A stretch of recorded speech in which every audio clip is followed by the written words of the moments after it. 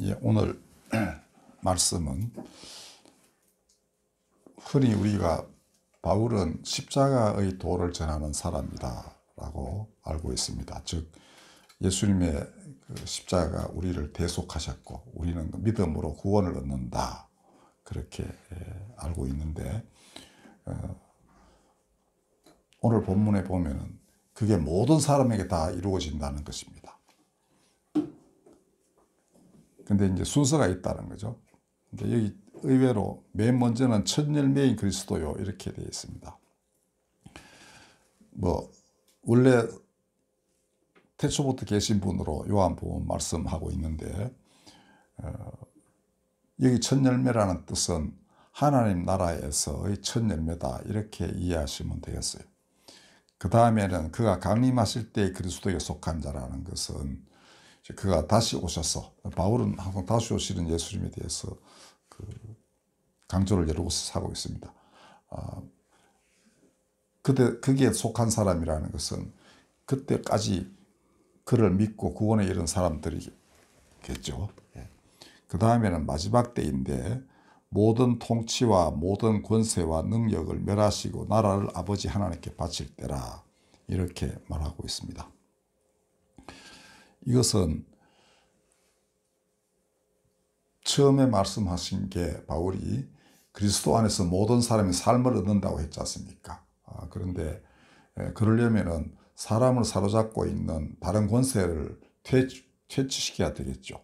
그래서 그것을 표현하기를 모든 통치, 모든 권세, 모든 능력, 이렇게 말하고 있습니다. 즉 하나님으로부터 오지 아니한 모든 권력과 힘, 그 다음에 권세, 이런 것들을 다 무력화시키고, 그 다음에 이제 온전하게 된 나라를 아버지께 바친다 하니까, 그때 비로소 아버지 하나님이 모든 세상 모든 것 안에 자신의 거룩한 자비와 빛과 생명을 골고루 내리시는 그런 날이 온다라는 그런 뜻입니다.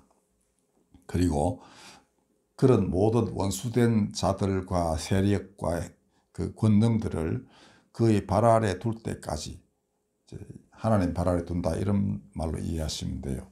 그 다음에 그가 반드시 왕노릇 하실 것이다. 그러니까 왕이라는 것은 이제 모든 것을, 옛날 왕이라는 건 모든 권한을 가지고 있는 거예요. 그런 모든 권세를, 능력을 다 파하고 모든 것들을, 그 사로잡힌 사람들을 전부 다 해방시켜 가지고 이들 모두를 하나님께 바칠 뿐 아니라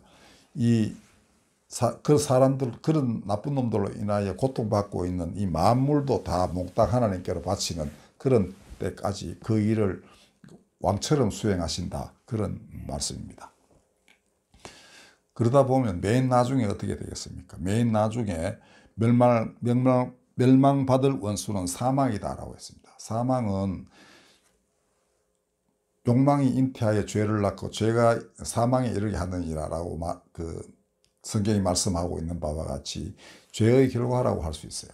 그래서 아담으로 인하여 모든 사람이 죽었다라는 말도 죄로 인하여 이제 육신은 살아있지만 이제 죽은 자와 똑같은 것이다, 이런 뜻입니다. 하나님의 생기가 안에 들어와서 정말 온전한 사람으로 하나님 형상으로 사는 것이 아니기 때문에 그 사람 안에 들어와 있는 그 악의 힘, 이것을 맨 나중에 다 없애버리신다, 이런 뜻이라고 우리가 이해를 하셔야 됩니다. 그러니까 맨 나중에 멸망받을 원수는 이제 사람 안에 들어와서 작동하고 있는 그 모든 나쁜 힘들, 이것이 바로 사망이라고 표현하고 있던 그런 세력입니다. 그거를 멸하신다, 이렇게 바울은 명확하게 선언하였습니다.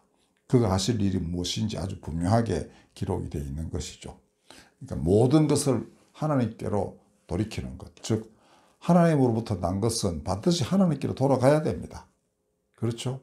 천사든 사람이든 만물이든 버러지든 다 그렇게 돼야 돼요.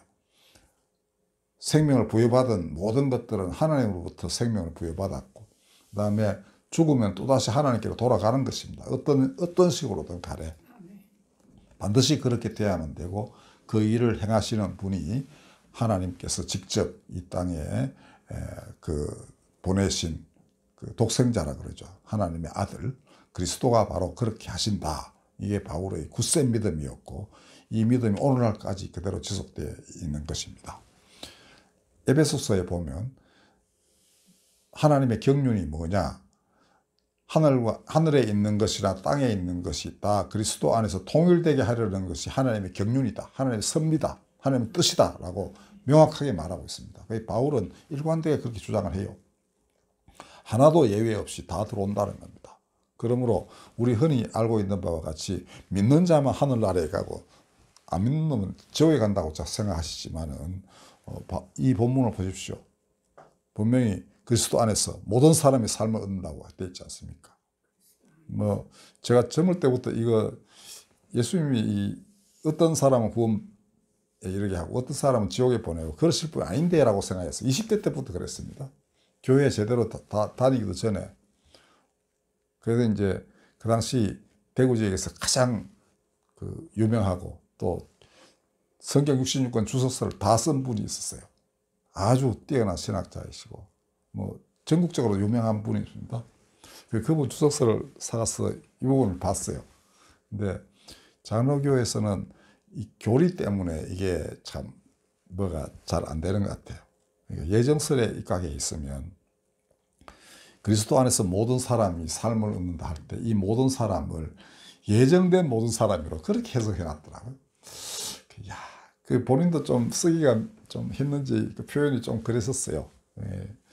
근데 그건 아니다라고 생각이 됐고 지금도 그때 40여 년도 더 전에 생각이 저는 지금도 변함이 없습니다. 예수님이 십자가에 돌아가신 분이 자기 모든 것을 바치신 분이 그 권능이 어떻게 효능이 미치지 않는 사람이 그렇게 수십억씩 되겠냐 이거죠.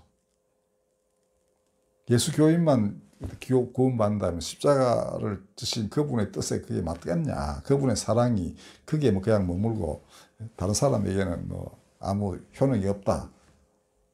능력이 없다. 이렇게 저는 믿을 수가 없습니다. 그의 십자가와 그가 행하신 모든 것들, 그의 인품, 그의 능력 이것이 모든 사람을 포섭하는 게 확실한 겁니다. 바울은 그렇게 예수님을 이해를 했습니다. 바울뿐 아닙니다. 그 이전 옛날 그 이사야 선지자, 그러니까 예수님 오시기 한 600년 내지 700년 전에 이사야도 그렇게 예언을 했는데요. 이사야 9장이 그 중요한 우리에게 뭔가를 전해주고 있습니다. 제가 오늘의 명상에 적어놨는데요. 전에 고통받던 자들에게는 흑암이 없으리로다. 그가 오시면 어떤 일이 벌어지느냐? 이거 이제 나중에 복음서에서는 이게 이제 예수님이 이 예언을 이루셨다고 분명하게 기록을 하고 있습니다. 흑암에 행하던 백성이 큰 빛을 보고 사망의 그늘진 땅에 거주하던 자에게 빛이 비치도다. 이게 이제 스불론 땅은 납달리 땅이라고 되어 있는데 그게 예수님이 활동하시던 그 지역을 말합니다. 이는 그들이 무겁게 맨 멍에와 그들의 어깨의 채찍과 그 압제자의 막대기를 주께서 꺾으시되 미디안의 날과 같이 하셨음이니라. 그러니까 옛날에 요수아가 전쟁하면서 이제 그쪽을 평정할 때 하나님이 모든 그 악한 자들의 날개를 꺾으심 같이 여기서도 압제자의 채찍 이런 거 다 부러뜨리고 막대기 다 부러뜨리고 멍에를 다 부러뜨려서 그들을 해방시키신다. 이렇게 말하고 있습니다. 그리고 가장 중요한 귀절이 나옵니다. 어지러이 싸우는 군인들의 신과 피 묻은 겉옷이 불에 섭같이 사라지리니 이게 다시는 전쟁이 없다는 그러니까 구약 성서는 전쟁에 하나님께 속한다고 말하고 있습니다. 전쟁은 하나님께 속한 것이다. 그러니까 물론 인간이 최선을 다해서 싸우고 이겨야 되지만은 그 하나님의 백성은 그러나 그 전쟁은 하나님의 같이 하시는 전쟁으로 보고 있습니다. 이 마지막 때의 악과의 대전쟁도 마찬가지입니다. 하나님이 하시는 전쟁이다. 그게 우리가 참여해서 하나님과 함께 악을 부수고 압제자들의 멍에와 채찍과 막대기를 다 꺾는 것 이것이 마지막 때의 전쟁인 것입니다. 그게 그냥 우리 육신의 몸을 죽이고 뭐 이런 것만이 아니겠죠. 말씀으로 이겨야 되고 진리로서 비진리와 거짓을 다 타파해야만 되는 것, 이것이 하나님의 백성이 해야 될 일입니다. 마지막은 이제 싸우는 군인들의 신과 군복이 전부, 군화와 군복이 이제 다 불태워진다. 이제 필요 없다는 겁니다. 이제 다시 군복을 입을 일도 없고 군화를 신고 어디 뛰어가서 총 쏘야 될 일도 없는 것. 이런 세계를 그가 만드신다라는 것입니다. 이거 예수님 처음 오셨을 때에도 이렇게 안 됐죠. 그러나 그분은 다시 오셔서 반드시 이룩하신다는 겁니다. 그게 지금 2000년 이상 시간이 흘렀을 뿐인데 반드시 이룩된다. 이렇게 여러분들 믿으셔야 돼요.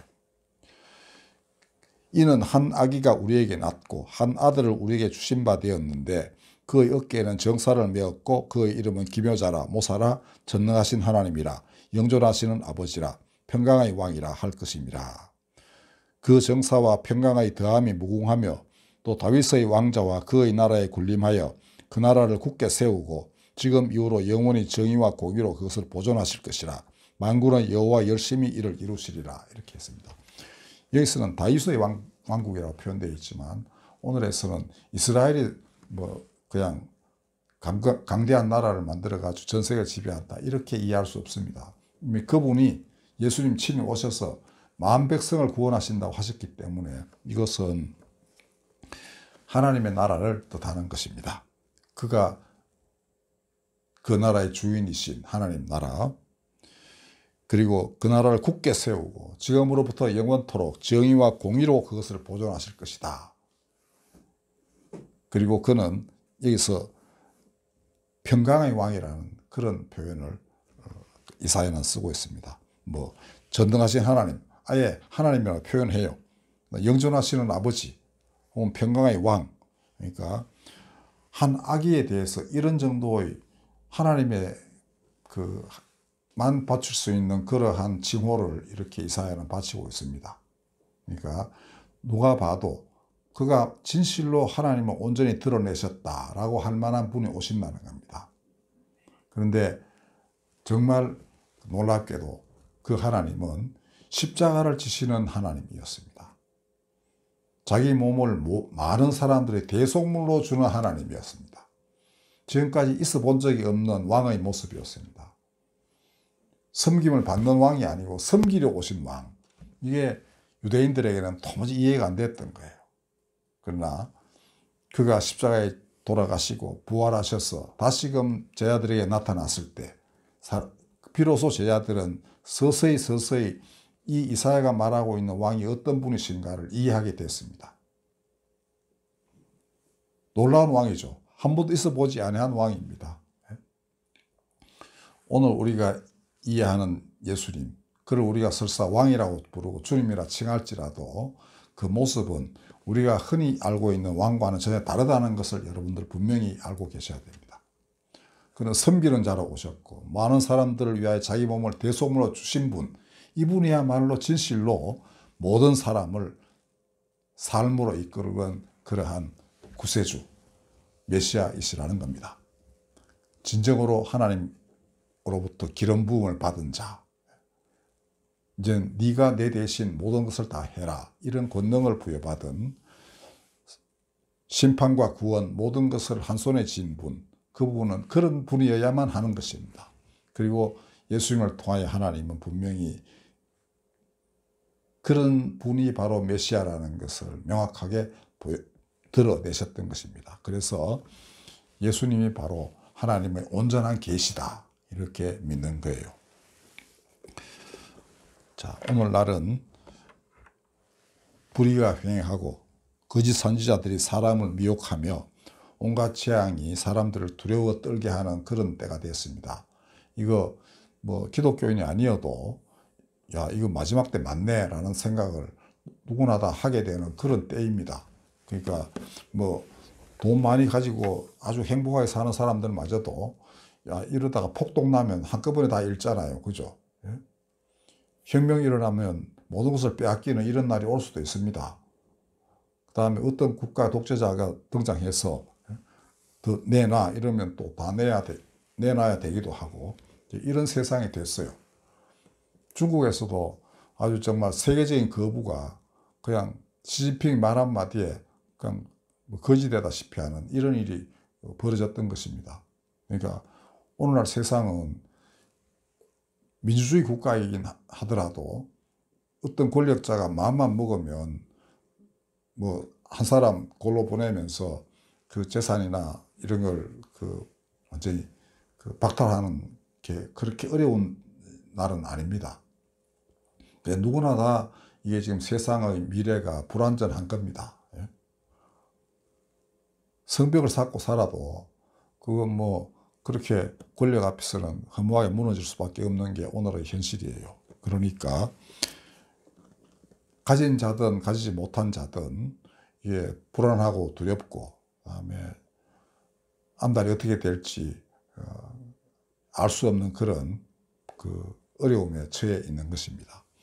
뭐 자기는 어떻게 살 날이 얼마 안 남았으니까 괜찮겠지 하죠. 자기 자식들하고 손자들 어떻게 할 거예요? 야들이 어떤 세상을 살게 될지 두려울 수밖에 없는 것. 지금 그런 현실이 우리 앞에 닥치고 있는 것입니다. 그래서 마태복음 24장이라든지 계시록에 나오는 여러 표현들, 즉 마지막 때에 대한 징조들은 이미 드러난 지가 오래되었습니다. 그러나 예수께서는 반드시 바울이 증언한 대로 모든 사람을 구원을 하실 것입니다. 그리고 그 나라를 세우시고 온전하게 보존하실 것입니다.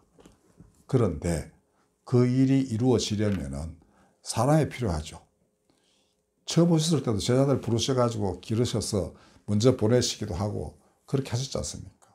부활하신 뒤에도 제자들을 보내셨어요. 나도 물론 너희와 함께 있는다. 두세 사람 모인 곳에 나도 늘 같이 있다. 그러나 그게 뭡니까? 두세 사람이 모여라는 겁니다. 그리고 가서 일을 해라. 혼자 갈 때도 있죠. 가서 뭔가 하면 내가 너와 동행한다. 이렇게 하셨습니다. 그러니까 그 나라를 이룩하는 데에는 사람들이 굉장히 많이 필요한 겁니다. 이래서 그가 다시 오실 때에도 천사들을 보내어서 온 천지 사방에서 택한 자들을 부르실 것이다 약속하셨습니다. 이들은 분명히 사마리아 우물가 여인에게 하신 말씀처럼 영과 진리로 하나님을 경배하는 사람들입니다. 하나님이 이런 사람들을 찾으신다고 분명히 그러셨어요. 거짓으로 혹은 자기 육신의 정욕에 따라 가지고 하나님 경배하면 쓸모없는 겁니다. 오직 내 영이 하나님의 영에 가까이 다가가도록 기도하는 사람, 내가 거짓에 속지 아니하고 오직 진리만을 가지고 내 인생의 등불로 삼고자 하는 사람, 이들을 하나님 찾으신다는 것입니다. 그리고 그들이 예수님과 함께 이 나라를 세우고 보존하는 것입니다. 그리고 그 마지막에 이르러는 사망이 결국 불못에 던져진다는 것입니다. 맨 나중에 멸망받을 원수는 사망. 이제 모든 사람이 영생에 들어간다는 그런 뜻이겠죠. 사망이 다시는 사망이 없다는 겁니다. 애통하는 것이 아니라 고하는 것이 없다. 계시록은 그렇게 말하고 있습니다. 왜냐하면 모든 것이 하나님이 주시는 사랑과 거룩함 안에서 연결되어 있기 때문에 그러한 겁니다. 누구도 다시 눈물 흘릴 필요가 없고 이제 모든 의가 충족됐고 오직 여기 이사야가 말했죠. 영원히 정의와 공의로 보존되는 나라. 그리고 그것은 사랑으로 엮여져 있는 예수께서 친히 보여주신 것처럼 섬김을 받으려 하는 것이 아니라 섬기려 하는 사람들, 이들의 집단이니까 당연히 누구도 소외되지도 않고 누구도 눈물 흘려야 될 이유가 없는 것이죠. 원망을 가져야 할 이유도 없는 것입니다. 지금까지 세상은 그랬어요. 원망과 증오 이런 걸로 가득 찬 게 이 세상입니다. 그렇죠. 누구나 자기 사랑하는 것이 하나님 사랑보다 훨씬 더 높고 더 많은 것이 현실입니다. 무정합니다. 바울이 말했어요. 돈을 사랑하기를 하나님 사랑하는 것보다 월등 더 잘한다는 것입니다. 권력을 탐하는 자는 얼마나 많습니까? 그러나 그 모든 세상은 사라지게 돼 있다. 그 허망함을 사람들이 깨닫게 되는 날이 온다. 그리고 그걸 누가 가르쳐 주느냐? 그리스도의 삶과 죽음, 그리고 그를 따르는 사람들의 헌신, 사랑, 이런 것들이 사람들에게 깨달음을 주는 것입니다. 이들에게는 두려움이 없습니다. 사랑은 두려움이 없다라고 했습니다. 그러니까 하나님 안에 있는 사람에게는 미래가 어떻게 되든 이 땅에 임할 그 많은 재앙들을 생각하며 걱정스럽긴 하죠. 그러나 그들에게는 하나님이 임무를 주시는 겁니다. 너희가 이 세상을 정의와 평화가 사랑이 다스리는 세상으로 바꾸어라. 그 임무를 부여받은 분들이 바로 오늘 여기 앉아 계신 우리들입니다. 이 세상에 되게 많이 있을 거예요. 그래서 그 수많은 사람들이 다시 일어나 하나님을 찬양하며 이 땅을 바꾸어 놓기를 기도를 하셔야 됩니다. 우리 이번 대강절에는 바로 그런 의미에서의 예수님의 사역이 다시금 이 땅에 수많은 사람들이 볼 수 있게끔 그렇게 드러나도록 기도를 하십시다. 이제는 그가 친히 모습을 드러내셔가지고 그게 사람들 가운데서 나타나시는 겁니다. 그의 뜻대로 그와 하나 되어가지고 그의 말씀을 증언하고 그가 원하시는 대로 행하는 사람들, 그들을 통해서 예수께서 정말 이 온전한 하나님의 나라를 이루도록 그렇게 이제 기초를 다지고 정말 하나하나 실현해 나가는 이번 대강절이 되기를 바랍니다. 아멘. 기도하겠습니다. 그 마지막 때가 왔습니다. 모습 드러내시고 사람들 부르셔서 당신의 나라를 세우시고 보존하소서. 사람들이 두려워합니다. 불안해합니다. 그들에게 진정한 평화와 진리의 빛을 비추고 영생을 주시옵고 그럼으로써 이 땅 많은 어려워하는 사람들, 불안에 떠는 사람들이 구원이 어디 있는지를 깨달아 알게 하여 주시옵소서. 예수님의 이름으로 기도하였습니다. 아멘.